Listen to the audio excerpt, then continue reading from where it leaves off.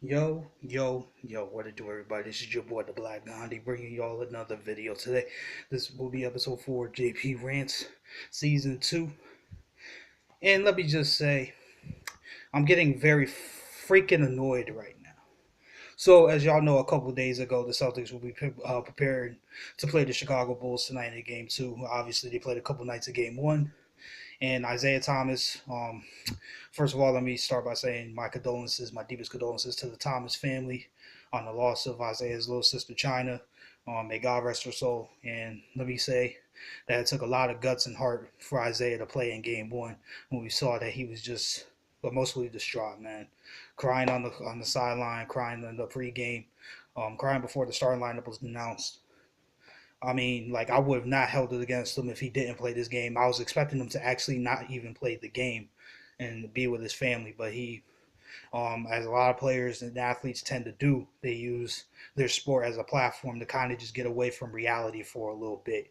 So he played game one, not only to stay with his brothers and his teammates and everything like that, but just kind of used the game as an escape from that initial reality for at least a little while.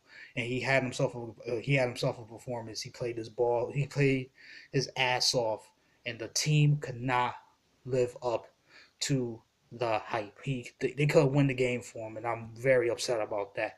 And that's got a lot of people talking. Did the Celtics make a mistake not trading for Paul George or Jimmy Butler? Let me start by saying this: hell fucking no, did they not make a mistake? And I am tired of everybody saying, "Oh, Paul George is a superstar." Um, we're since David West and Roy Hibbert and George Hill and Lance Stevenson, when they bounced, what happened to the Pacers? He was still there. Paul George was still there. I don't want to hear nothing. Paul George is a star. He's not a superstar. And plus, he's throwing his own teammates under the bus now for his mistakes. Okay, yeah. The Celtics want that on their team. Okay, yeah. An unselfish team, and he wants to throw his teammates under the bus when he's the one making mistakes. Okay, yeah, we want him on our team. Plus, he said he only wants to commit long term to the Pacers or the Lakers, right? But we're supposed to give up all our assets in order to rent them out for 2 years, right? When it's not guaranteed that friggin' adding Paul George to our team is going to beat LeBron and the Cavaliers, right? Yeah, we didn't make a mistake in that regard. In terms of Jimmy Butler, there was no way we were going to give up our bench and be the Golden State Warriors to go ahead and get Jimmy Butler. I'm sorry.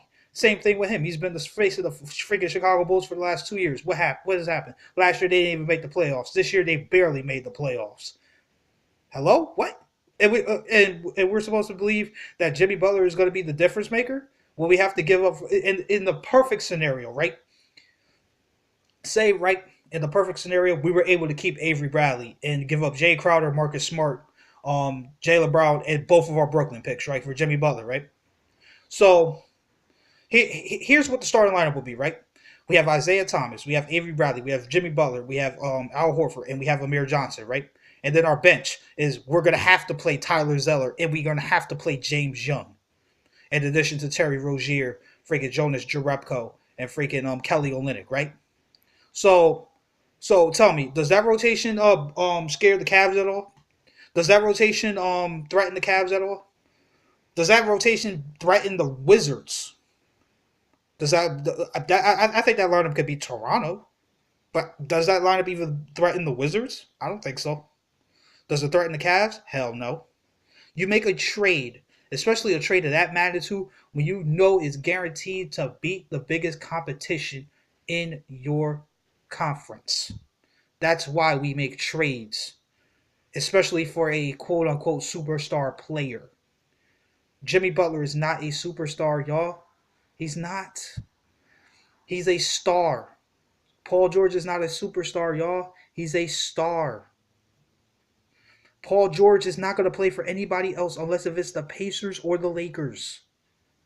So anybody who thought that they were going to get Paul George at the trade deadline and they were going to stay, he was going to be on the team for the future, y'all were mistaken, y'all.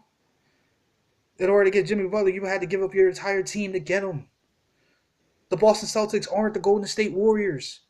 They can't. They can't go. They don't have the two best. They don't have the best shooting backcourt of all time on their team. They don't have freaking Draymond Green, who although he's a dirty player, is a great all-around player, both on both ends of the floor. The Celtics don't have that. They don't have it. They can't afford to mortgage their depth to get one player, especially if it doesn't even guarantee that you're going to get past the Cavaliers. Draft picks are more valuable at the draft than they are during the course of the season. The Celtics know what they're doing. Danny Ainge knows what he's doing. And that's coming from a guy that has doubted Danny Ainge in the past. I wanted him fired on several occasions for years. And this is coming from a guy that just like I said, just a couple years ago, wanted him fired when he made that Brooklyn deal. Danny Ainge knows what he's doing. I trust Danny Ainge. There's a reason why he decided not to pull the trigger on the deal. There's a reason why. So that's all I have to say. Anybody who says that they made a mistake, who's your team? Worry about your team and let the Celtic faithful worry about the Boston Celtics, all right? And I'm done.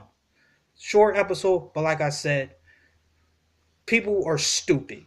And whoever thinks that freaking us getting Jimmy Butler or us getting Paul George was going to make us in a better position to beat the Cavaliers than staying as is, you're wrong. Period. Point blank. End of story.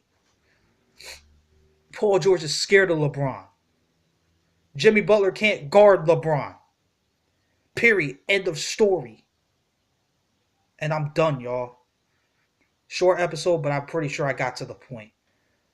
Comment below your opinion. If you enjoyed the video, leave a thumbs up. If you didn't enjoy the video, leave a thumbs down.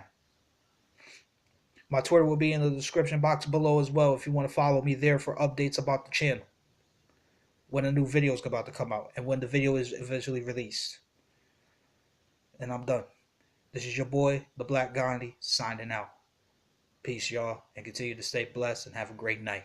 And once again, my condolences to the Thomas family and Isaiah on the loss of his little sister China. May God rest her soul, and may God bless the Thomas family. Peace.